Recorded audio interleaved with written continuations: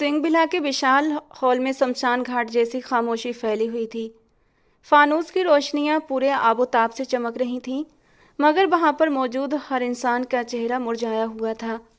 ये कोई शादी का घर नहीं लग रहा था, बल्कि ऐसा महसूस हो रहा था जैसे किसी की मौत पर संवेदना व्यक्त करने के लिए लोग जमा हुए हों।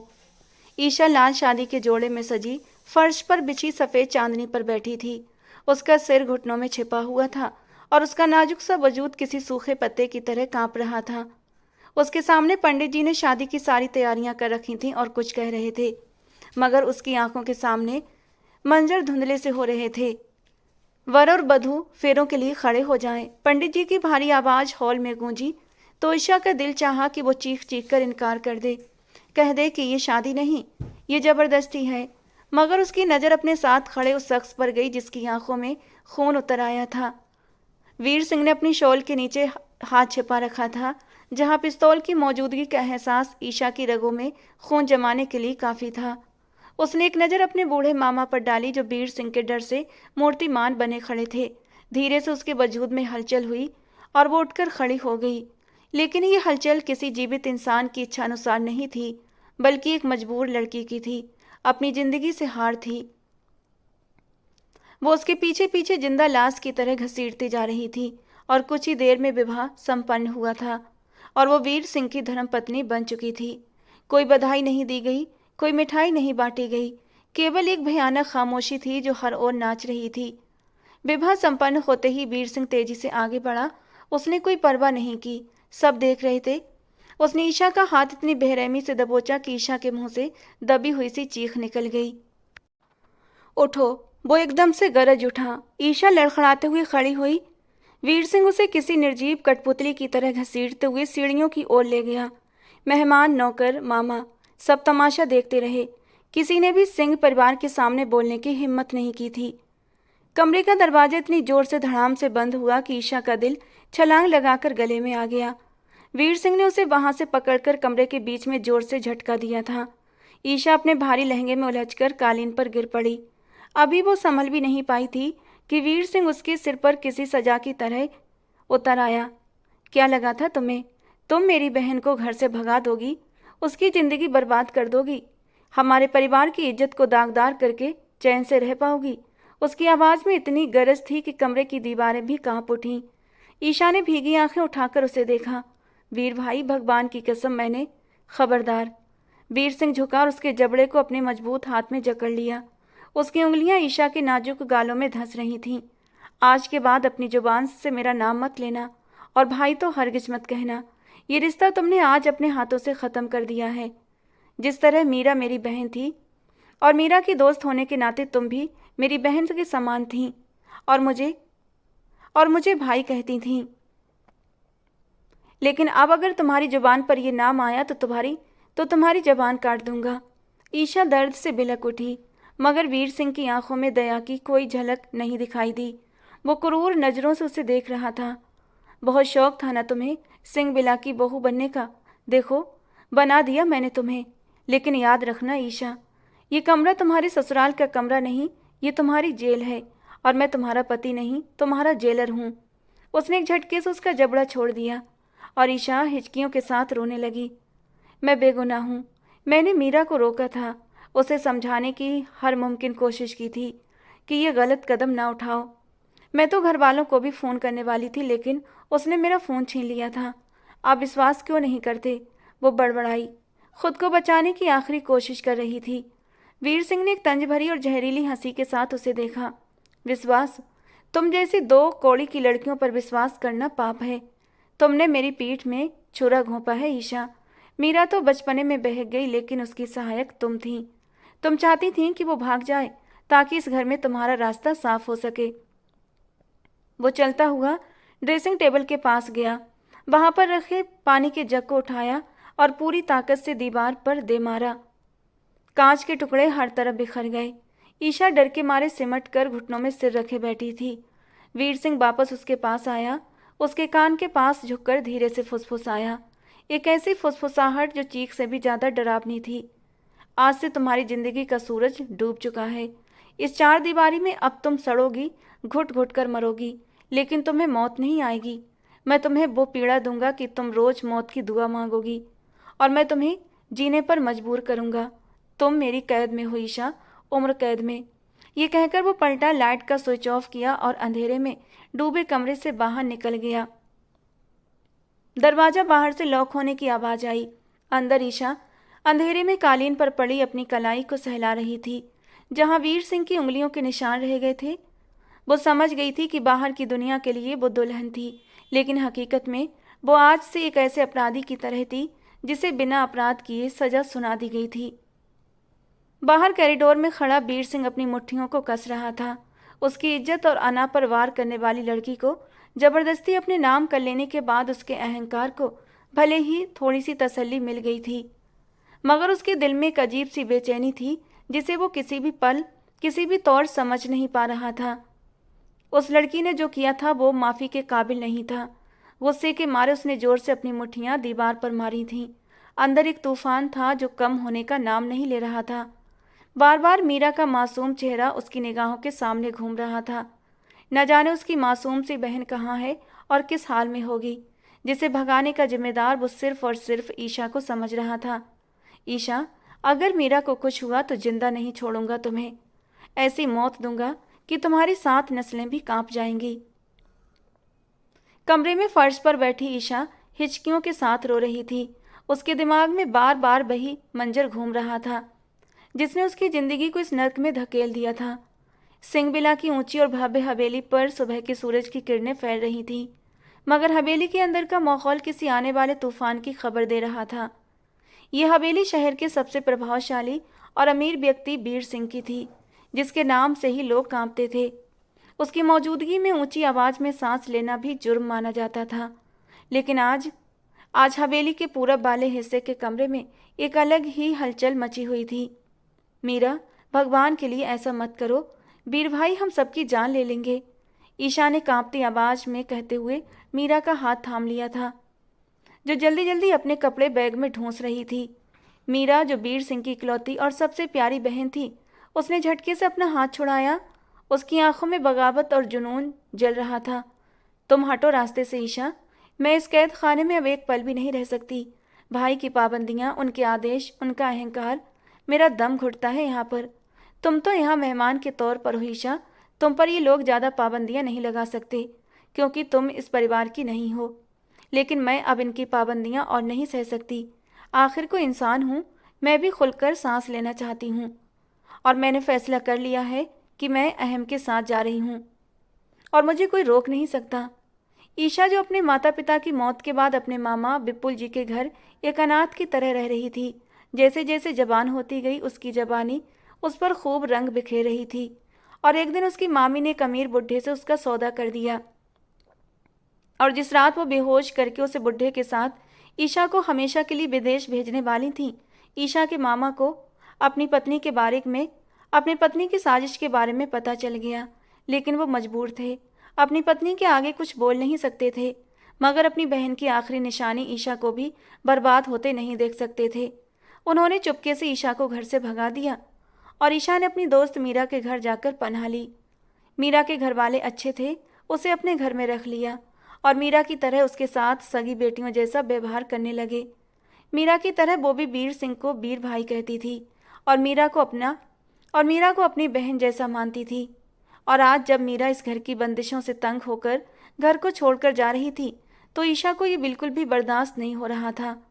पहली बात तो वो मीरा को बर्बाद होते देखना नहीं चाहती थी, और दूसरी बात, अगर मीरा चली जाती तो उसका क्या होता। वो डर के मारे सफ़ेद पड़ गई। वो जानती थी कि सिंह परिवार की इज्जत पर दाग लगने का मतलब सीधी मौत है। मीरा, प्लीज एक बार सोच लो, अंकल जी को हार्ट अटैक हो जाएगा, और वीर भाई वो भी तो तुम्हें ढूंढ निकालेंगे ना, ईशा ने विनती भरे लहजे में कहा। मीरा ने एक चालाक शातिर मुस्कान के साथ उसकी ओर देखा। वो मुझे तभी ढूंढेंगे ना जब उन्हें पता चलेगा। देखो ईशा, अगर तुमने मेरा साथ नहीं दिया तो मैं सबको कह दूंगी कि तुम अपने बॉयफ्रेंड से बात करती हो और जल्दी ही उसके साथ निकलने का इरादा रखती हो। और ये तो तुम्हें पता ही होगा, जब हमारी हवेली में रहती हो तो तुम्हारी इज्जत से हमारी इज्जत भी जुड़ी हुई है। और वैसे भी भाई को तुमसे सख्त चिढ़ है, वो तो शुरू से ही इस हक में नहीं थे कि तुम इस घर में रहो। वो पल भर में यकीन कर लेंगे। और ईशा को लगा जैसे किसी ने उसका दम घोंट दिया हो। वो जानती थी कि वीर सिंह उससे हमेशा खार खाता है। मीरा ने उसकी खामोशी का पूरा फायदा उठाया। और इधर दो अपना मोबाइल, मुझे पता है कि मेरे निकलते ही तुम फ़ोन करके सबको इकट्ठा कर लोगी और मेरे पीछे लगा दोगी। अहम का मैसेज आया है कि वो गली के कोने पर पहुंच गया है, तो मैं पीछे वाले दरवाजे से निकल रही हूँ। मीरा ने ज़बरदस्ती ईशा के ठंडे हाथों से मोबाइल छीना और ख़ुद वॉशरूम जाने का बहाना करके खिड़की की ओर बढ़ गई। और ईशा स्तब्ध खड़ी रह गई। उसके ख्यालों में भी नहीं था कि मीरा उसे ढाल बनाकर खुद भागने का रास्ता बना चुकी थी। वो कुछ सोच पाती कि तभी बाहर पोर्च में गाड़ी के टायरों की चीखती हुई आवाज़ गूंजी। वीर सिंह आ गए थे। वो घबराकर मीरा को आवाज़ देने के लिए मुड़ी, मगर कमरा खाली था। खिड़की खुली हुई थी और पर्दा हवा में डरावनी आवाज़ की तरह लहरा रहा था। मीरा जा चुकी थी। ईशा के पैरों तले से जैसे जमीन खिसक गई। वो भागकर खिड़की तक गई, लेकिन नीचे लॉन में मीरा कहीं भी दिखाई नहीं दे रही थी। मीरा, उसके गले से दबी हुई चीख निकली। वो वापस कमरे में आकर गुमसुम सी बैठ गई। अब उसका ठिकाना क्या होगा? उसे ये तो पक्का यकीन था कि अब उसे इस घर में पनाह नहीं मिलेगी। बेबसी के कई आंसू उसकी गालों से गिरने लगे थे। न जाने कितनी देर हो गई थी उसे इस अंधेरे कमरे में बैठे हुए। अब तक तो घर वालों को मीरा के गायब होने का भी पता चल चुका होगा। उसी पल कमरे का दरवाजा जोर से खुला और सामने वीर सिंह खड़ा था। 6 फुट का रौबदार कद, कड़क स्त्री का कुर्ता पायजामा, कंधे पर महंगी शॉल और आंखों में वो बर्फीली सख्ती जो सामने वाले का खून जमा दे। मीरा कहाँ है? उसकी गरजती आवाज़ ने ईशा को वहीं जड़ कर दिया। ईशा का चेहरा हल्दी जैसा पीला पड़ चुका था। वो क्या बताती? उसकी जुबान तो जैसे तालू से जाकर चिपक गई थी। मैं पूछ रहा हूँ मीरा कहाँ है, और तुम उसके कमरे में क्या कर रही हो? वीर सिंह ने उसे तेज शक भरी नज़रों से देखा। उस लड़की को जो हमेशा उसके सामने नजरें झुकाए खड़ी रहती थी। उसी समय ईशा के हाथ में पकड़े मीरा के फ़ोन पर वीर सिंह की नज़र पड़ी, जिसे जल्दबाजी में जाते हुए शायद मीरा भूल गई थी और ईशा का फ़ोन अपने साथ ले गई थी। वीर सिंह की तेज निगाह तुरंत फ़ोन पर गिरी और वो 2 कदम में ईशा तक पहुंच गया और झपट कर उसका फ़ोन हाथ में छीन लिया। स्क्रीन पर एक नंबर चमक रहा था और एक मैसेज लिखा था, जान, मैं पिछली गली में हूँ, जल्दी निकलो वरना वो तुम्हारा जल्लाद भाई पहुंच जाएगा। ये मैसेज अहम की तरफ से किया गया था। वीर सिंह के चेहरे पर एक पल के लिए ऐसी खामोशी छा गई जैसे तूफान से पहले का सन्नाटा। उसकी कनपट्टी की नसें उभर आईं। उसने धीरे धीरे नज़र उठाकर ईशा को देखा। उसकी आंखें अब मानवीय नहीं थीं बल्कि अंगार बन चुकी थीं। ये ईशा एकदम सफाई देने लगी, मगर शब्द उसका साथ छोड़ गए। तो ये चल रहा है इस घर में। वीर सिंह की आवाज़ धीमी थी लेकिन बेहद खतरनाक। तुम मेरे घर में रहकर मेरे टुकड़ों पर पलकर मेरे ही घर की इज्जत में सेंध लगा रही हो। किसे बुलाया है तुमने? कौन है ये? वो शेर की तरह दहाड़ा था और ईशा का हाथ पकड़ लिया। नहीं वीर भाई, ये मेरा नहीं, ये मीरा का फ़ोन है। वो चली गई है। ईशा रोते हुए चिल्लाई। झूठ मत बोलो। एक जोरदार थप्पड़ ईशा के गाल पर पड़ा था और वो लड़खड़ाकर बिस्तर पर गिर पड़ी। मीरा पूरे घर में नहीं है। मैं अभी अभी देख कर आया हूँ। तुमने उसे भगाया है ना? बताओ कहाँ भेजा है उसे? या तुम खुद जाने की तैयारी कर रही थी और वो बेचारी तुम्हें रोकने की कोशिश कर रही थी? वीर सिंह का दिमाग झंझना गया था। उसे बस इतना दिखाई दे रहा था कि मैसेज पर जल्लाद भाई लिखा था। फ़ोन ईशा के हाथ में था और मीरा गायब थी। शक की सुई सीधे ईशा पर घूम गई थी, क्योंकि मीरा हमेशा वीर सिंह के सामने मासूम बनकर रहती थी, जबकि ईशा को वो बेबाक समझता था। वो अहम के साथ गई है। मैंने उसे रोका था, मेरा विश्वास करे। ईशा हिचकियों के साथ बता रही थी, मगर वीर सिंह की समझ पर गुस्से का मोटा पर्दा पड़ चुका था। अगर मीरा घर से बाहर कदम निकाल चुकी है तो इसका जिम्मेदार सिर्फ तुम्हें ठहराऊंगा मैं। तुमने उसे उकसाया होगा। तुम जैसी घटिया नस्ल की लड़कियों का यही काम होता है, अमीर घर की लड़कियों को मूर्ख बेवकूफ़ बनाना। वो उसे बालों से पकड़कर खींचते हुए लॉन्च में लाया। घर के नौकर और निकुंज सिंह चिंतित होकर बाहर आए थे। ये क्या हो रहा है वीर सिंह? निकुंज सिंह ने बेटे के पागलपन भरे रूप को देखकर पूछा। पूछिए इससे पापा, पूछिए इससे कि हमारी इज्जत कहाँ है, मीरा कहाँ है? उसने ईशा को फर्श पर झटका दिया। तभी ये गार्ड दौड़ता हुआ आया। साहब जी, छोटी बिटिया को एक लड़के के साथ गाड़ी में बैठते देखा है गेट कीपर ने। और ये खबर बम बनकर गिरी थी। वीर सिंह ने खौफनाक और भयानक नज़रों से ईशा को घूरा। देखा तुमने, तुम सफल हो गई ना। मेरी बहन को भगाया तुमने ताकि तुम अपना रास्ता साफ कर सको, या शायद इसलिए कि तुम मुझसे, हमारे परिवार से अपनी असफलताओं का बदला लेना चाहती थीं। जलती थी ना हमारे परिवार की खुशियों से, क्योंकि ये खुशियां तुम्हें नसीब नहीं हुई थी, और आज तुमने हमारे परिवार की खुशियों को आग लगा दी। ईशा जोर जोर से सर हिला रही थी। आंसू उसके गालों को भिगो रहे थे। गाल पर पड़े थप्पड़ का निशान साफ उभर आया था। मैंने कुछ नहीं किया, तुमने उसे हवा दी है। तुम इस जुर्म में बराबर की हिस्सेदार हो, और अब सजा भी तुम ही पाओगी। वीर सिंह की आवाज़ फैसला सुना चुकी थी। कौन सी सजा? निकुंज सिंह ने घबराए हुए अंदाज में पूछा। बदले की सजा पापा। हमारी इज्जत गई है, अब इसकी कीमत ये लड़की चुकाएगी। मीरा तो जब मिलेगी तब मिलेगी, लेकिन ये जो घर में मौजूद आस्तीन का सांप है ना, इसे मैं जाने नहीं दूंगा। उसने कमर से पिस्तौल निकाली और ईशा का पूरा शरीर कांप उठा। पंडित जी को बुलाइए, अभी और इसी वक्त। वीर सिंह का आदेश पत्थर पर खुदा हुआ था। वीर, होश में आओ, गुस्से में फैसले मत लो। निकुंज सिंह ने उसे रोकना चाहा। अगर आप चाहते हैं कि मैं इसे जिंदा दफन कर दूं तो मुझे मत रोकिए पापा, वरना पंडित जी को बुलाइए। मैं इसे अपनी कैद में रखूंगा। इसे पत्नी नहीं, अपनी इज्जत का खरीदार बनाकर रखूंगा। ये रोज मरेगी और रोज जिएगी। जो कुछ इसके बाद हुआ वो ईशा के लिए किसी खूनी डरावने सपने से कम नहीं था। आधे घंटे के अंदर पंडित जी आ चुके थे। घर का माहौल शोक में डूबा हुआ था। ईशा को जबरदस्ती लॉन्ज में बिठाया गया। उसके आंसू सूख चुके थे, बस आंखों में पत्थर की सी जमावट थी। उसे पता था कि अब उसकी जिंदगी कैसे आदमी के हवाले की जा रही है जो उसे इंसान भी नहीं समझता। फेरे हुए, मजबूरी के फेरे, जिसमें उसका हाँ उसकी आत्मा को कुचल कर निकला था। कमरा लॉक करके जैसे ही वीर सिंह पलटा, ईशा अब भी फर्श पर गिरी हुई थी।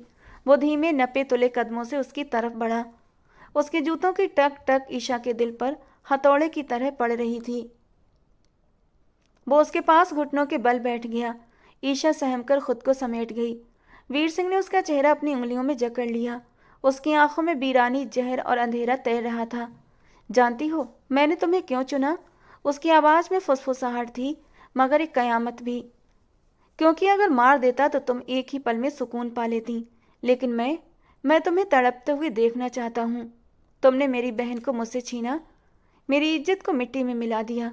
अब तुम देखोगी कि वीर सिंह की नफरत किसी भी मोहब्बत से ज़्यादा ताकतवर होती है। ईशा ने कांपते होठों और लड़खड़ाती पलकों के साथ उसकी ओर देखा था। उसकी आंखों में सिर्फ बेबसी थी, टूटन थी, एक ऐसा दर्द जो बोल भी नहीं पा रहा था। मैंने आपकी बहन को नहीं छीना, मैंने तो सिर्फ उसे बचाना चाहा। काश आप एक बार अपनी नफरत की पट्टी हटाकर सच देख पाते। ये पहली बार था जब उसने उसकी आंखों में डालकर ये बात कही थी, और उसकी ये हिम्मत देखकर वीर सिंह के गुस्से पर तेल की तरह गिरा था। अपनी जुबान बंद रखो। तुम्हारी कोई सफाई, कोई सच्चाई अब मेरे लिए कोई मतलब नहीं रखती।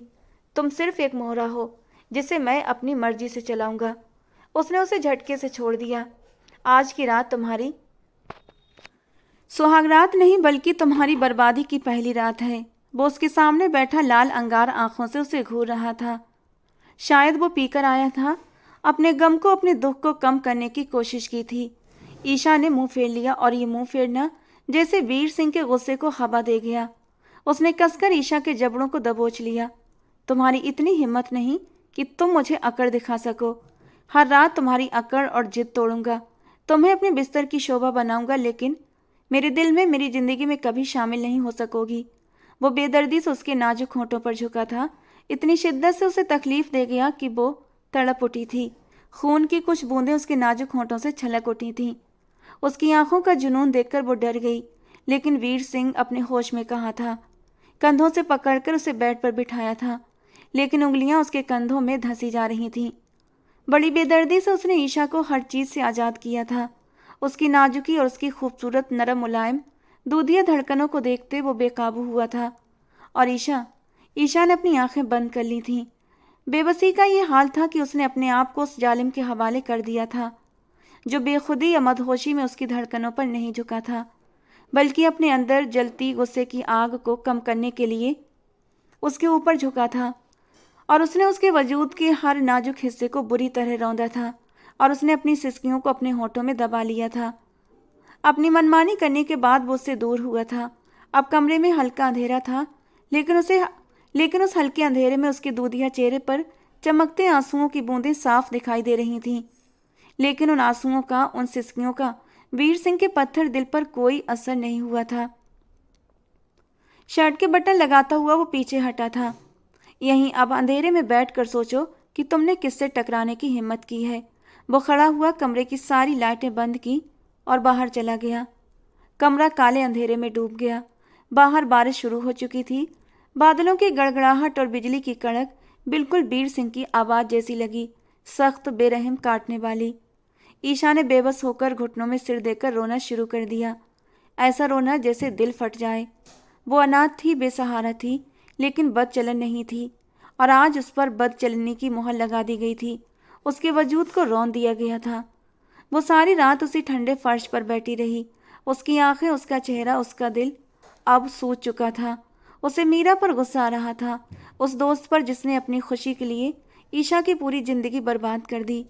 हे भगवान, तू जानता है कि मैं बेगुनाह हूँ। तू देख रहा है ना। उसने दोनों हाथों में चेहरा छुपाकर फूटे दिल से शिकवा किया। अगली सुबह जब सूरज निकला तो ईशा वहीं फर्श पर सोई हुई थी।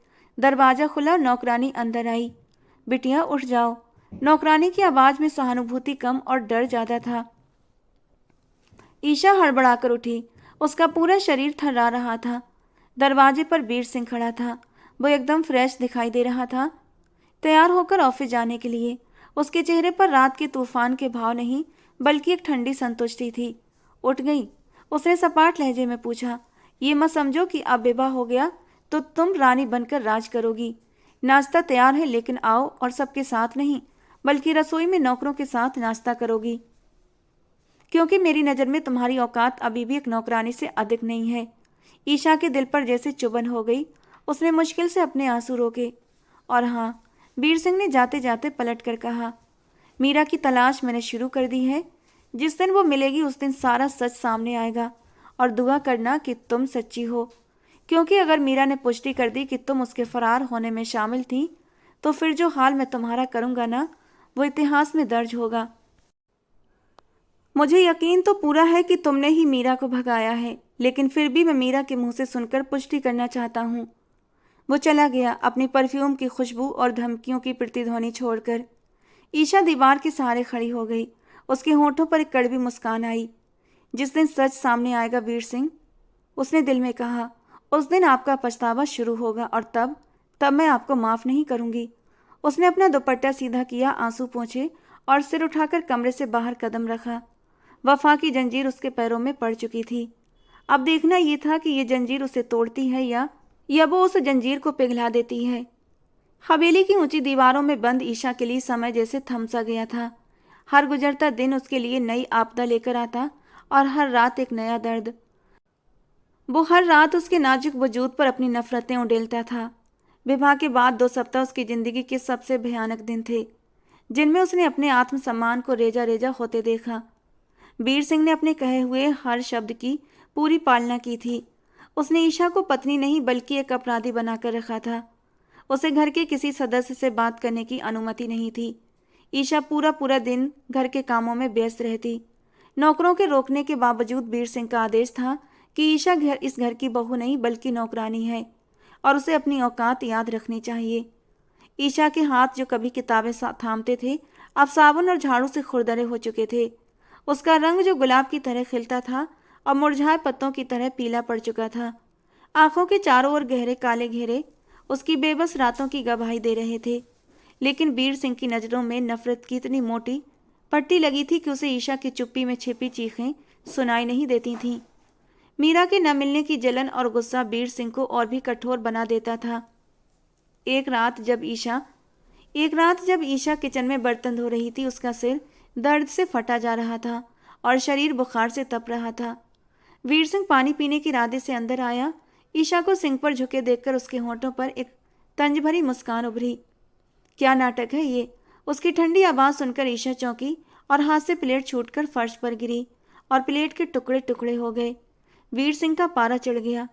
ये तुम्हारे बाप का घर नहीं है जो तुम चीजें तोड़ती फिर रही हो। अभी और इसी समय साफ करो, उसने दहाड़ते हुए कहा और ईशा कांपते हाथों से कांच के टुकड़े समेटना शुरू करने लगी। बुखार की वजह से उसे बुरी तरह से चक्कर आ रहे थे कि तभी एक नुकीला टुकड़ा उसकी उंगली में चुभ गया और खून फूट पड़ा, लेकिन इसके मुंह से एक आह तक न निकली, क्योंकि वो जानती थी कि उसकी आह पर वीर सिंह को कोई रहम नहीं आएगा, बल्कि वो उसे और अधिक तिरस्कार का शिकार बनाएगा। बहुत नाजुक बनने की कोशिश मत करो। ये खून और ये आंसू मेरे सामने बहाने की जरूरत नहीं। मैं जानता हूं कि तुम्हारी जैसी औरतें ये सब सहानुभूति पाने के लिए करती हैं। वो नफरत भरे स्वर में कहते हुए पानी पिए बिना वहां से चला गया। ईशा वहीं खून से भरी उंगली थामे फर्श पर बैठ गई। उसके आंसू जो उसके घाव पर टपक रहे थे बुरी तरह जलन पैदा कर रहे थे, लेकिन दिल का घाव इससे कहीं ज्यादा गहरा और दर्दनाक था। अगली सुबह हवेली में अजीब सी हलचल थी। निकुंज सिंह चिंता में लॉन्ज में टहल रहे थे, जबकि वीर सिंह फोन पर किसी पुलिस अफसर पर चिल्ला रहा था। मुझे मेरी बहन चाहिए इंस्पेक्टर। अगर आज शाम तक मीरा का कोई पता नहीं चला तो पूरा थाना हिला दूंगा। वो फोन बंद करके सोफे पर गिर पड़ा। उसके चेहरे पर थकान और गुस्से के निशान साफ दिखाई दे रहे थे। ईशा झाड़ू लगाती वहां से गुजर रही थी जब वीर सिंह की नज़र उस पर पड़ी। वो एकदम गुस्से से उठकर खड़ा हुआ और तेजी से उसकी ओर बढ़ा। ईशा सहमकर दीवार से लग गई। बहुत खुशी हो रही होगी ना तुम्हें? उसने ईशा का बाजू कसकर पकड़ा। तुम्हारी वजह से मेरी बहन न जाने किस हालत में होगी, और तुम यहाँ जिंदा हो, सांस ले रही हो। मेरा बस चले तो मैं। उसका गुस्सा शब्दों से आगे बढ़ चुका था। ईशा ने घबराकर सिर ना हिलाया। उसका गला सूख चुका था। वो कुछ बोलना चाहती थी, मगर वीर सिंह ने उसे झटक दिया। मेरी नज़रों से दूर हो जाओ, इससे पहले कि मैं कोई गलती कर दूं। ईशा लड़खड़ाते हुए वहां से भागी। शाम के साए गहरे हो रहे थे कि अचानक हवेली के दरवाजे पर पुलिस की गाड़ियों के सायरन गूंजे थे। बड़ा सा गेट खुला और एक पुलिस जीप अंदर दाखिल हुई। वीर सिंह और निकुंज सिंह तेजी से बाहर की ओर दौड़े। जीप का दरवाजा खुला और एक लेडी कांस्टेबल किसी को सहारा देकर बाहर लाई। वो कोई और नहीं, वो मीरा थी। लेकिन वो मीरा नहीं थी जो 2 हफ्ते पहले घर से निकली थी। उसके कपड़े जगह जगह से फटे हुए थे, पैरों में जूते तक नहीं थे, चेहरा चोटों से भरा था और वो पूरे शरीर के साथ कांप रही थी, जैसे उसकी आत्मा भी डर से सिकुड़ गई हो। मीरा! निकुंज सिंह चीखते हुए उसकी ओर भागे और उसे गले से लगा लिया। वीर सिंह पत्थर की तरह खड़ा रह गया। अपने फूल सी बहन की यह हालत देखकर उसकी रूह कांप उठी। वो टूटे कदमों से आगे बढ़ा। ये सब किसने किया? उसकी आवाज़ दर्द से और आग से मिला हुआ तूफान थी। इंस्पेक्टर ने गहरी सांस लेकर कहा, सिंह साहब, वो लड़का अहम, वो एक ठग था। उसे दूसरे शहर ले गया, इसके गहने और पैसे लूट लिए और फिर इसे एक होटल में छोड़कर भाग गया। हमने वहां छापा मारा तो ये वहीं मिली। ये सुनते ही वीर सिंह की मुट्ठियां कस गईं। उसका खून खौल उठा। वो घुटनों के बल बहन के पास बैठ गया। मीरा, मेरी गुड़िया। उसने कांपते हाथ से मीरा के सिर पर हाथ रखा। भाई की आवाज़ सुनते ही मीरा फूट फूट कर रो पड़ी, ऐसे जैसे उसका दिल महीनों के बाद एक बोझ उतार रहा हो। वो वीर सिंह से लिपट कर ऐसे रोई जैसे उसके टूटे हुए भरोसे की आखिरी दीवार भी ढह गई हो। निकुंज सिंह उसे सहारा देकर अंदर ले गए। डॉक्टर को तुरंत बुलाया गया। ईशा अपने कमरे की खिड़की से ये सब देख रही थी।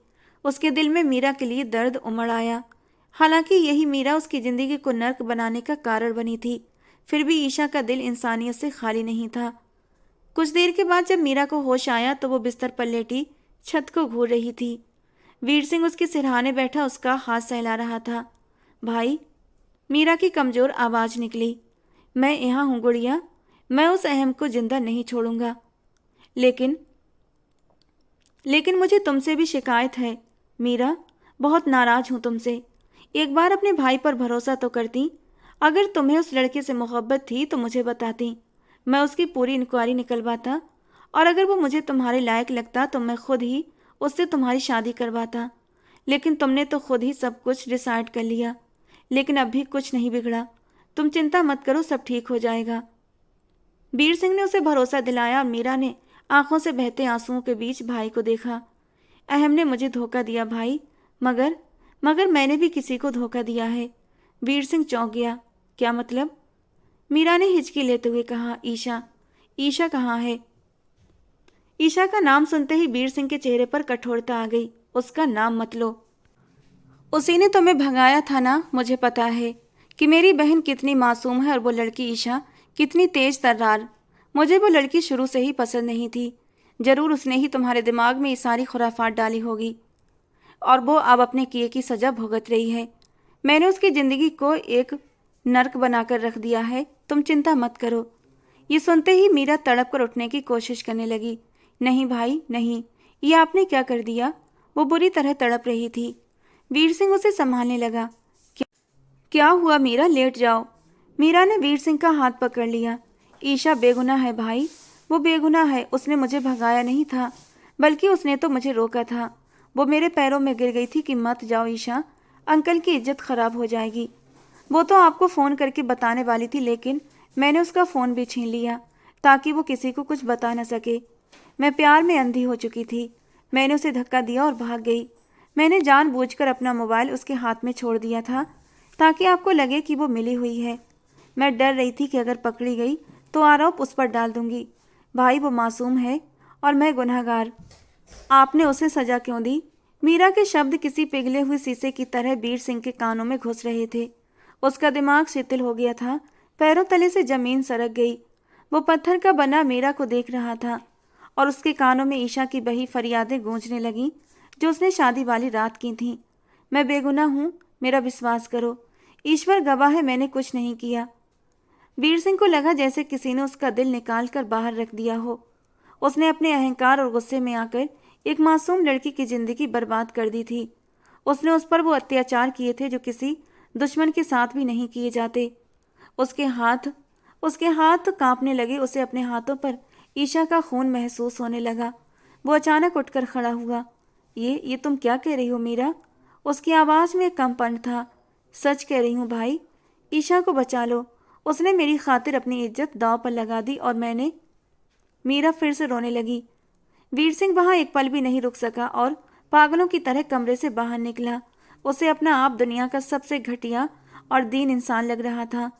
उसका घमंड मिट्टी में मिल चुका था। वो सीढ़ियां फांदता हुआ सर्वेंट क्वार्टर जैसे कमरे की ओर भागा जहां पर उसने ईशा को कैद कर रखा था। उसके दिल की धड़कनें बेकाबू थीं। दिमाग में सिर्फ एक ही विचार था, मुझे माफ़ कर दो ईशा, मुझे माफ़ कर दो। वो उस कमरे के दरवाजे पर पहुंचा और उसे जोर से धक्का देकर खोला। अंदर घना अंधेरा और दम घुटता माहौल था। ईशा, उसने पुकारा मगर कोई जवाब नहीं आया। उसने दीवार को टटोलकर लाइट ऑन की। सामने का दृश्य देखकर उसकी सांसें रुक गईं। ईशा ठंडे फर्श पर बेसुध पड़ी थी। उसका चेहरा आग की तरह लाल दहक रहा था। वो बुखार में बुरी तरह तप रही थी। वीर सिंह भागकर उसके पास पहुंचा और उसे अपनी बाहों में उठा लिया। उसका शरीर मानो अंगारों की तरह जल रहा था। ईशा, आंखें खोलो। वीर की आवाज़ भर्रा गई थी। ईशा ने आधी खुली धुंधली आंखों से उसे देखा। उसे लगा जैसे वीर उसे फिर से मारने आया हो। मत मारिए प्लीज़, मैंने कुछ नहीं किया। बहुत दर्द, मत मारिए। वो आधी बेहोशी में बड़बड़ा रही थी और दर्द के मारे सिकुड़ती जा रही थी, जैसे वीर का उड़ता हाथ फिर उसकी तरफ बढ़ रहा हो। और ईशा के ये शब्द वीर सिंह के लिए तड़पते कोड़े से कम नहीं थे। उसकी आंखों से आंसू टपक कर ईशा के तपते चेहरे पर गिरने लगे। नहीं मारूंगा ईशा, मैं नहीं मारूंगा। मैं बहुत बुरा इंसान हूँ, मुझे माफ़ कर दो। वो उसे अपने सीने से लगाकर बच्चों की तरह बिलख बिलख कर रो उठा था। वही वीर सिंह जिसके चेहरे की शिकन भी कभी ढीली नहीं होती थी, आज अपनी ही गलती के बोझ तले टूटा खड़ा था। वो ईशा को गोद में उठाकर बाहर की ओर दौड़ा। गाड़ी निकालो। उसकी दहाड़ती आवाज़ ने पूरे घर को हिलाकर रख दिया। ड्राइवर ने तुरंत गाड़ी पोर्च में लगाकर रखी। निकुंज सिंह भी बाहर आ चुके थे और बेटे की हालत देखकर समझ गए थे कि सच अब सामने आ चुका है। गाड़ी सड़क पर तेजी से दौड़ रही थी। पिछली सीट पर ईशा वीर की गोद में सिर रखे लेटी थी। लगातार बुखार और डर की हालत में थी। कभी वो मीरा को पुकारती तो कभी अपने माँ बाप को पुकारती थी और कभी वीर से रहम की भीख मांगती। वीर उसका हाथ पकड़े बार बार उसके माथे पर किस करता जा रहा था और रोते हुए से संभाल रहा था। बस थोड़ा और ईशा, बस थोड़ा और, हम अस्पताल पहुंचने वाले हैं। मैं हूं ना, मैं तुम्हें कुछ नहीं होने दूंगा। उसने अपनी हर की हुई बेइज्जती याद आने लगी। वो थप्पड़, वो ताने, वो टूटे बर्तन, वो फर्श पर फैला खून, वो रातें जब उसने उसे रुलाकर खुद सुकून से सोया था। वीर सिंह को लग रहा था जैसे वो खुद को गोली मार दे। हे भगवान, मेरी गलती को माफ कर दो, इसे बचा लो, इस मासूम को बचा लो। अगर इसे कुछ हो गया ना तो मैं खुद को कभी माफ नहीं कर पाऊंगा। वो दिल ही दिल में भगवान जी से प्रार्थना कर रहा था। अस्पताल पहुंचते ही वो मीरा को लेकर इमरजेंसी वार्ड की तरफ दौड़ा। डॉक्टर, डॉक्टर, उसकी आवाज से पूरा अस्पताल गूंज उठा। डॉक्टर और नर्स स्ट्रेचर लेकर आए और ईशा को उस पर लिटाया। डॉक्टर ने ईशा की नब्ज देखी और फिर गंभीरता से वीर सिंह को देखा। इनका बुखार दिमाग तक पहुंच चुका है और शरीर में पानी की बहुत कमी है। इनकी हालत बहुत चिंताजनक है। आपने लाने में बहुत देर कर दी मिस्टर सिंह। डॉक्टर के शब्द वीर सिंह के दिल पर हथौड़े बनकर गिरे थे। जो भी करना है करे डॉक्टर, लेकिन मुझे ये जिंदा चाहिए। दुनिया का जो भी इलाज करना है करें और पैसों की चिंता मत करें, बस इसे बचा लें। वीर ने डॉक्टर का हाथ पकड़ लिया। ईशा को तुरंत आईसीयू में शिफ्ट कर दिया गया। वीर शीशे की दीवार के बाहर खड़ा अंदर देख रहा था, जहां उसकी पत्नी, उसकी कैदी, जीवन और मौत की जंग लड़ रही थी। मशीनें बीप कर रही थीं और वीर सिंह अपनी ही लगाई आग में जल रहा था। ये वो पल था जब उसका घमंड पूरी तरह टूट गया था और सिर्फ पछतावा बचा था। ऐसा पछतावा जो शायद अब पूरी जिंदगी उसका पीछा नहीं छोड़ेगा। उसे पता था कि अगर ईशा बच भी गई तो क्या वो उस इंसान को कभी माफ कर पाएगी जिसने उसकी मासूमियत को कुचल डाला था।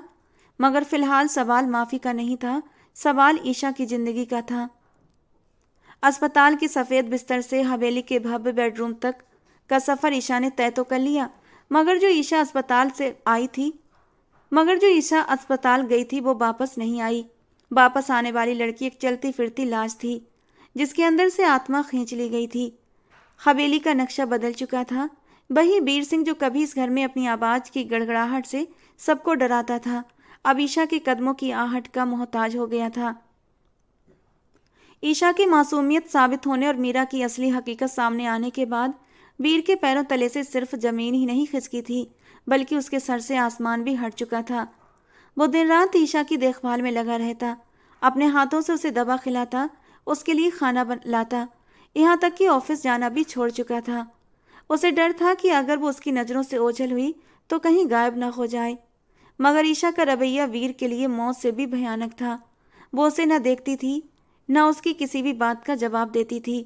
वो घंटों घंटों खिड़की के पास बैठकर बाहर के खालीपन को घूरती रहती थी। वीर उसके सामने घंटों माफी मांगता, अपने माथे को उसके पैरों में रखकर रोता, गुहार लगाता, मगर मीरा के चेहरे पर कोई असर नहीं पड़ता था। वो एकदम पत्थर जैसी हो चुकी थी, इतनी कठोर कि जिस पर न आंसू असर करते थे और न आहें। मीरा भी कई बार रोती हुई उसके पास आई थी, उससे माफ़ी भी मांगी, मगर ईशा ने उसे ऐसे देखा जैसे वो उसे पहचानती ही ना हो। ये तिरस्कार, ये ठंडापन वीर सिंह को अंदर तक झकझोर रहा था। एक रात वीर सिंह उसके लिए खाना लेकर कमरे में आया। ईशा जैसे हमेशा खिड़की में बैठी बाहर देख रही थी। वीर सिंह ने ट्रे मेज पर रखी और हिम्मत जुटाकर उसके कंधे पर हाथ रखा। ईशा, कुछ खा लो, डॉक्टर ने कहा है दवा खाली पेट नहीं लेनी। ईशा ने कोई जवाब न दिया और न ही ली। वीर सिंह का सब्र जवाब दे गया। वो पिछले 1 महीने से उसकी चुप्पी की सजा भुगत रहा था। उसने ईशा को कंधों से पकड़कर अपनी तरफ घुमाया। बोलती क्यों नहीं हो तुम? वो तड़प कर चिल्लाया। चीखो मुझ पर, चिल्लाओ, गालियां दो, मारो मुझे, मेरा गिरेबान फाड़ दो, मुझसे बदला लो ईशा, मगर भगवान के लिए ऐसे चुप मत रहो। तुम्हारी ये चुप्पी मेरा दम घोट रही है। मुझे लगता है कि मैं पागल हो जाऊंगा। वीर सिंह उसके सामने बिखर चुका था। उसकी आंखों से आंसू बह रहे थे। वो उसकी प्रतिक्रिया चाहता था, चाहे वो नफरत ही क्यों ना हो। मगर ईशा ने अपनी खाली और वीरान आंखों से उस इंसान को देखा जो अब उसका अपराधी कम और भिखारी ज्यादा लग रहा था। उसके होंठ हिले और बहुत दिनों बाद आज उसकी आवाज निकली, इतनी ठंडी और सपाट कि कमरे का तापमान घट गया। वीर सिंह, मरे लोग बोलते नहीं हैं। आपने जिस ईशा से शादी की उसे आप उसी रात मार चुके थे। अब आप लाश से बात कर रहे हैं और लाशें न बदला लेती हैं और न माफ़ करती हैं, वो बस चुप रहती हैं। ईशा के ये शब्द वीर सिंह के सीने में खंजर की तरह गड़ गए थे। वो लड़खड़ाकर पीछे हटा। उसके पास कहने को कुछ भी नहीं बचा था। ईशा ने उसे जीवित दफना दिया था। वीर सिंह कमरे से निकल गया क्योंकि वो उसकी आंखों में अपनी मौत का दृश्य और नहीं देख सकता था। दिन ऐसे ही रेंगते रहे। ईशा अपनी दुनिया में बंद थी कि प्रकृति ने उसे एक और झटका दिया। पिछले कुछ दिनों से उसे अपने शरीर में अजीब भारीपन महसूस हो रहा था। चक्कर आना और मतली होना आम हो गया था और वो समझ गई थी कि क्या मामला है। उसने घर में मौजूद प्रेगनेंसी किट से टेस्ट किया और परिणाम पॉजिटिव देखकर वो वॉशरूम के ठंडे फर्श पर बैठ गई। वो उम्मीद से भरी थी। उस व्यक्ति की संतान उसके अंदर पल रही थी जिसने उसकी इज्जत को अपने अहंकार के रेत में कुचला था। एक पल के लिए उसका दिल चाहा कि वो चिल्लाए और रोए, मगर फिर एक डर ने उसे जकड़ लिया। वीर सिंह का वो एक शब्द कानों में गूंजा, तुम जैसी दो कौड़ी की औरतें। और उसे लगा कि अगर वीर सिंह को उस बच्चे का पता चला तो या तो वो उसके चरित्र पर फिर से शक करेगा या इस बच्चे को उससे छीन लेगा। सिंह परिवार का वारिस होने के नाते वो इस बच्चे को अपने पास रख लेगा और ईशा को दूध से मक्खी की तरह निकाल फेंकेगा, या शायद उस बच्चे को अपने अहंकार की भेंट चढ़ा दे। ईशा ने निर्णय कर लिया, वो अपनी संतान को इस जंजीर का हिस्सा नहीं बनने देगी। वो इस बच्चे को वीर सिंह का साया भी नहीं पड़ने देगी। ये बच्चा सिर्फ उसका है। वो इसे लेकर दूर चली जाएगी, बहुत दूर। और फिर वो रात बहुत भयानक थी। आसमान पर काले बादल छाए हुए थे और मूसलाधार बारिश हो रही थी। हवेली के सभी लोग गहरी नींद में थे। वीर सिंह भी सोफे पर सिर टिकाए सो रहा था, या शायद सोने का नाटक कर रहा था क्योंकि उसे अब बिस्तर पर नींद नहीं आती थी। ईशा ने अपने कुछ कपड़े एक छोटे से बैग में डाले। उसने कोई आभूषण या कीमती चीज हाथ में नहीं ली थी। उसने अपनी उंगली से वो अंगूठी उतारी जो शादी की रात वीर सिंह ने जबरदस्ती उसकी उंगली में पहनाई थी, और उस अंगूठी को ड्रेसिंग टेबल पर उतार कर रख दिया। ये इस रिश्ते के खत्म होने का ऐलान था। उसने एक आखिरी नज़र सोते हुए वीर सिंह पर डाली। उसके दिल में अब नफरत नहीं थी, सिर्फ एक खालीपन था, ऐसा खालीपन जो कभी भर नहीं सकता था। मैं जा रही हूँ वीर सिंह, आपको आपके पछतावों के साथ अकेला छोड़कर। शायद यही आपकी असली सजा है, उसने दिल में कहा और धीरे कदमों से कमरे से बाहर निकल गई। वो हवेली के हर कोने से परिचित थी। पिछले दरवाजे का लॉक खोलते हुए उसके हाथ एक पल के लिए कांपे थे, मगर पेट में पल रही नन्ही सी जान का एहसास उसे हिम्मत दे गया था। वो बारिश में भीगती हुई बाहर निकल गई। ठंडी हवा के थपेड़े उसके शरीर से टकरा रहे थे, मगर वो रुकी नहीं। वो अंधेरे में खो जाना चाहती थी।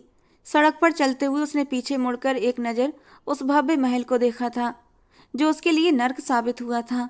वो एक नई दुनिया की तलाश में निकल पड़ी जहां वो सिर्फ ईशा हो, किसी का बदला या कैदी ना हो।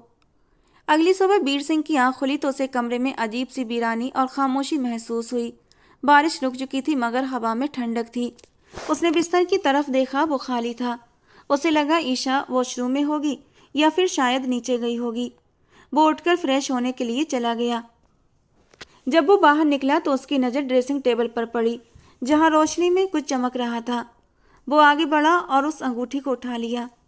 उसके दिल की धड़कन एकदम रुक सी गई। अंगूठी के नीचे कागज का कोई टुकड़ा नहीं था, कोई खत नहीं था, लेकिन वो सब समझ गया था। वो भागकर अलमारी की तरफ गया, कपड़े गायब थे। ईशा, वो चिल्लाते हुए कमरे से बाहर भागा। पूरे घर में हड़कंप मच गया। हर कमरा, हर कोना खंगाला गया, मगर ईशा कहीं नहीं थी। गेटकीपर ने बताया कि पिछला दरवाजा खुला हुआ था। वीर सिंह बारिश के पानी से भरे लॉन में घुटनों के बल गिर गया। उसके हाथ में वही अंगूठी थी जिसे उसने सीने से लगा कर रखा। अब वो दहाड़े मार मार कर रो रहा था, मुझे छोड़कर मत जाओ ईशा, मैं मर जाऊंगा। मैं वादा करता हूँ सब ठीक कर दूंगा, वापस आ जाओ। उसकी आवाज़ हवेली की दीवारों से टकराकर वापस आ रही थी, मगर सुनने वाली तो चली गई थी। वो उसकी कैद से, उसकी दुनिया से और उसकी पहुंच से बहुत दूर जा चुकी थी। वीर सिंह जो समझता था कि वो हाकिम है, आज वो भिखारी बन चुका था। एक ऐसा भिखारी जिसका कटोरा खाली था और जिसकी प्रार्थनाएं अस्वीकार हो चुकी थीं। उसे अब सारी जिंदगी इस खाली कमरे में और इस अंगूठी के साथ बितानी थी। इंतजार की एक लंबी और एक दर्द भरी रात शुरू हो चुकी थी जिसकी कोई सुबह नजर नहीं आ रही थी। समय का पहिया बड़ी बेरहमी से घूमता है और अपने पीछे वो निशान छोड़ देता है जो कभी नहीं मिटते। 4 साल का लंबा समय बीत चुका था। इन 4 सालों में हवेली की दीवारें और भी ऊंची और वीरान हो चुकी थीं। वीर सिंह अब वो घमंडी और अहंकारी शख्स नहीं रहा था जिसकी दहाड़ से पूरा शहर कांपता था, बल्कि अब वो एक ऐसा जिंदा लाश बन चुका था जो सांस तो लेता था मगर जिसके अंदर जिंदगी की कोई ऊर्जा नहीं रही थी। ईशा की जुदाई ने उसे राख कर दिया था। इन 4 सालों में उसने कोई ऐसा मंदिर, कोई ऐसा शहर, कोई ऐसा कोना नहीं छोड़ा था जहां उसने ईशा को खोजा ना हो। उसके बालों में चांदी उतर आई थी और आंखों के नीचे गहरे काले घेरे उसकी नींद रहित रातों और दर्दनाक पछतावों के गवाह थे।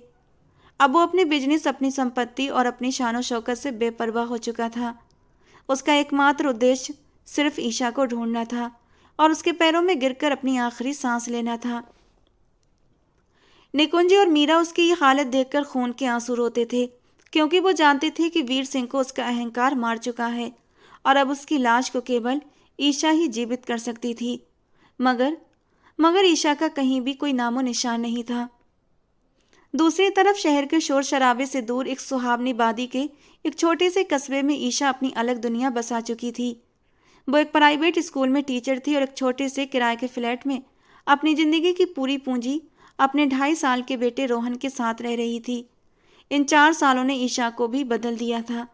अब वो डरी सहमी लड़की नहीं थी, बल्कि एक बहादुर और आत्मसम्मान वाली माँ बन चुकी थी, जिसने परिस्थितियों की कठोर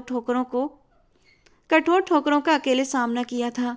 उसने रोहन की परवरिश में कोई कसर नहीं छोड़ी थी, मगर वो जानती थी कि रोहन की आंखों में जो सवाल हैं, उनका जवाब उसके पास नहीं है। रोहन हूबहू वीर सिंह की परछाई था। वही तीखे नक्श, वही गहरी आंखें, वही माथा और वही गुस्सा।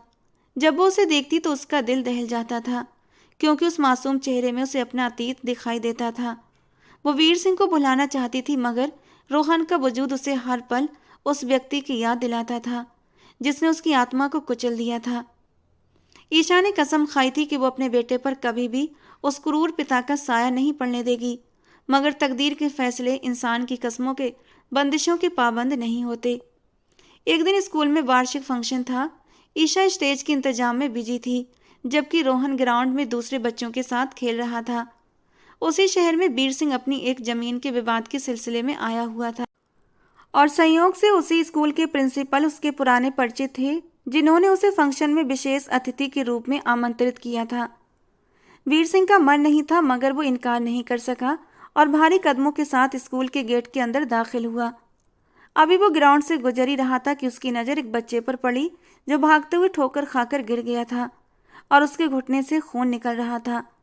वीर सिंह बिना सोचे समझे उस बच्चे की ओर दौड़ पड़ा था और उसे जमीन से उठाया।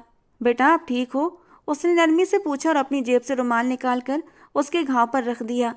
बच्चे ने रोते हुए सिर उठाया और दोनों की नजरें मिली। समय जैसे ठहर गया, वक्त की गति रुक गई। वीर सिंह को लगा जैसे वो शीशे में अपना बचपन देख रहा हो। वही आंखें, गालों पर वही भंवर और वही चेहरा। एक अनजाना खिंचाव था जो उसे जकड़ चुका था। उसके दिल की धड़कनें तूफान की तरह तेज हो गईं। आपका नाम क्या है? उसने कांपती हुई आवाज में पूछा। बच्चे ने हिचकिचाते हुए जवाब दिया, रोहन। रोहन प्रताप। प्रताप ईशा के पिता का नाम था और वीर सिंह का दिमाग झन्ना गया। अभी वो कुछ और पूछने ही वाला था कि पीछे से एक जानी पहचानी और तड़पती हुई आवाज आई, रोहन। वीर सिंह के वजूद में जैसे बिजली भर गई। ये आवाज तो उसकी थी जो पिछले 4 सालों से उसके सपनों और ख्यालों में समाई हुई थी। वो झटके से मुड़ा और सामने का दृश्य देखकर उसकी सांसें अटक गईं।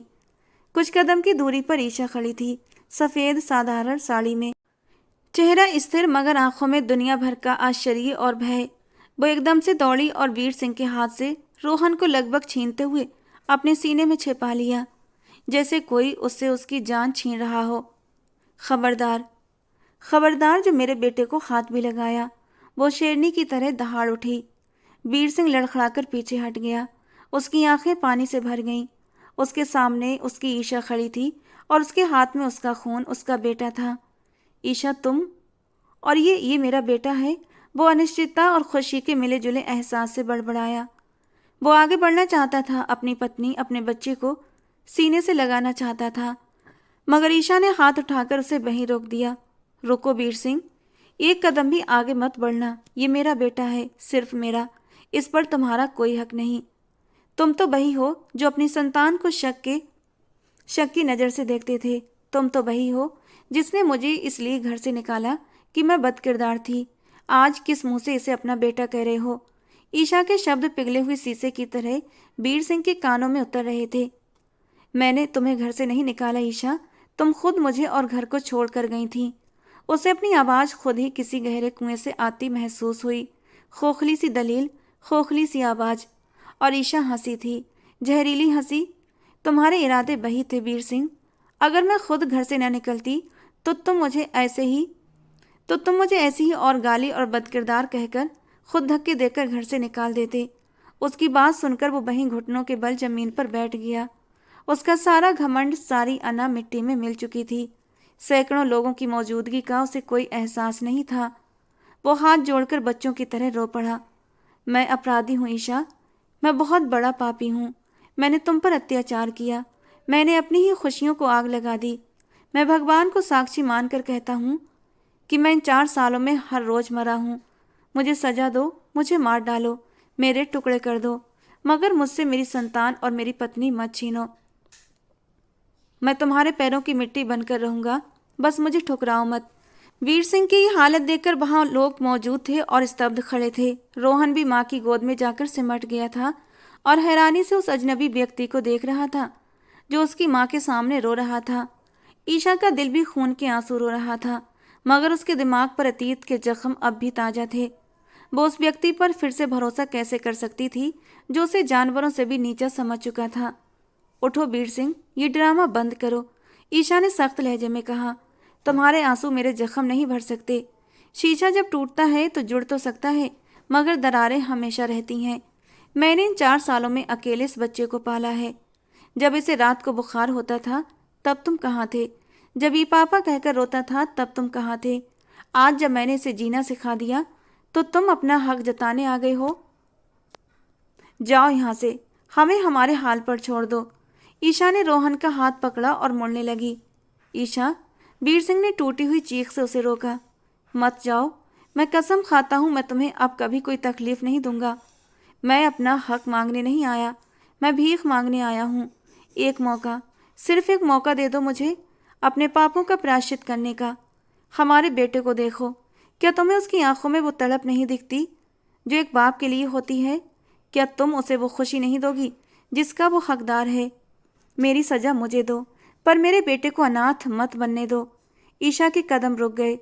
उसने रोहन की ओर देखा जो बार बार मुड़कर वीर सिंह को देख रहा था। उसकी नन्ही चमकती आंखों में खामोश सवाल था, एक ऐसी पुकार जो माँ चाहे जितना भी प्यार दे फिर भी वो पूरी नहीं कर सकती। ईशा का दिल टूटने लगा। उसकी ममता और उसकी टूटी हुई आत्मसम्मान के बीच एक भयंकर जंग छिड़ चुकी थी। वो वीर सिंह को माफ नहीं कर सकती थी, पर क्या एक पिता को उसके ही बेटे से दूर रखकर वो वही अन्याय नहीं कर रही थी जो कभी उस पर हुआ था? क्या बदले में बदला लेना सच में न्याय होता है? उसकी आंखों से आंसू बह निकले। उसने आसमान की ओर देखा, फिर गहरी सांस लेकर खुद को संभाला और फिर मुड़ी। वीर सिंह अभी जमीन पर टूटे हुए इंसान की तरह बैठा था, उम्मीद और निराशा के बीच झूलता हुआ। मैं तुम्हारे साथ नहीं रह सकती वीर सिंह। ईशा की आवाज़ नरम पर अटल थी। वीर का दिल चीर गया। लेकिन ईशा ने उसकी बात काटते हुए कहा, लेकिन मैं अपने बेटे को उसके पिता से दूर नहीं करूंगी। मैं उसे वो कमी नहीं दूंगी जो मैंने झेली है। तुम उससे मिल सकते हो, उसके पिता बन सकते हो, मगर याद रखना, उसने कांपती उंगली उठाकर कहा, तुम सिर्फ रोहन के पिता हो, मेरे पति नहीं। मेरे लिए तुम आज भी वही वीर सिंह हो जिसने मेरी आत्मा को, मेरे वजूद को कुचल दिया था। मैं तुम्हारे साथ चलूंगी सिर्फ इसलिए कि मेरा बेटा अपने पिता के साए में पल सके। मगर उसकी आवाज़ टूटकर फिर दृढ़ हुई। हमारे बीच एक दीवार हमेशा रहेगी, ऐसी दीवार जिसे तुम कभी तोड़ नहीं सकोगे। क्या तुम मानते हो ये सजा भी वीर सिंह के लिए किसी इनाम से कम नहीं थी। उसे अपनी बिखरी हुई जिंदगी में उम्मीद की पहली किरण दिखी। वो जानता था कि ईशा का दिल पाना अब शायद कभी मुमकिन नहीं होगा, पर उसके साए में खड़े रहकर उसके और अपने बेटे के लिए जीकर वो शायद खुद को इंसान साबित कर सके। वो तुरंत सिर झुकाकर बोला, मंजूर है ईशा, सब मंजूर है। तुम जैसा कहोगी वैसा ही होगा। मैं जिंदगी भर इस दीवार के इस पार खड़े होकर तुम्हारी सुरक्षा करूंगा। मैं साबित करूंगा कि मैं सच में बदल गया हूँ। वो उठकर खड़ा हुआ और डरे हुए अपने कांपते हाथ रोहन की तरफ बढ़ाए। ईशा ने एक क्षण के लिए रुकी, फिर रोहन को हल्का सा आगे धकेला। रोहन ने माँ की ओर देखा।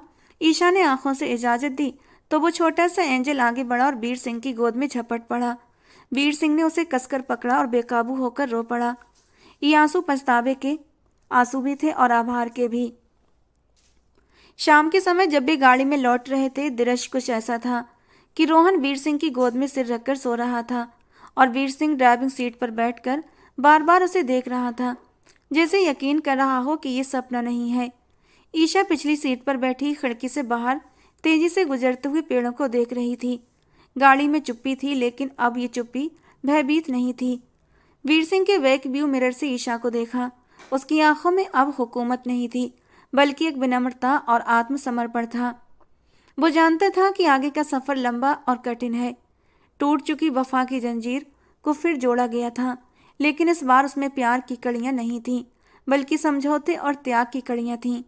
ईशा ने उसे माफ नहीं किया था, बल्कि उसे एक मौका दिया था कि वो इंसान बन सके। वीर सिंह ने दिल ही दिल में वचन लिया कि वो अपनी बाकी जिंदगी ईशा के इस एहसान का बदला चुकाने में बिताएगा। वो उसे इतना प्यार और सम्मान देगा कि शायद किसी दिन किसी मोड़ पर उसके दिल की बर्फ पिघल जाए, और अगर ना भी पिघली तो वो उसकी नफरत को भी अपनी किस्मत मानकर स्वीकार करेगा, क्योंकि यही उसका प्रायश्चित था और यही वफा की जंजीर की मांग थी कि इंसान अपनी गलतियों का बोझ खुद उठाए और वफा निभाए, चाहे बदले में उसे कुछ मिले या न मिले। गाड़ी अपनी मंजिल की ओर बढ़ रही थी, जहां उनका एक नया अध्याय इंतजार कर रहा था। एक ऐसा अध्याय जिसमें प्यार मौन था, लेकिन सम्मान बोल रहा था। तो दोस्तों, आपको क्या लगता है, ये कहानी यहीं पर ख़त्म हो जानी चाहिए या फिर इस कहानी का दूसरा भाग बनना चाहिए? अगर हाँ, तो इस कहानी का एंड कैसा होना चाहिए? मतलब ईशा को वीर सिंह को माफ़ कर देना चाहिए, दोनों के बीच कुछ रोमांटिक, कुछ खट्टे मीठे से पल आने चाहिए, या फिर वीर सिंह को अपने किए की सज़ा मिलना चाहिए? अपनी राय कमेंट बॉक्स में ज़रूर देना दोस्तों। आपकी राय के अनुसार मैं कहानी को आगे बढ़ाऊंगी या फिर कहानी को यहीं पर ख़त्म करूंगी। चलिए मिलते हैं दोस्तों अगली किसी नई कहानी के साथ।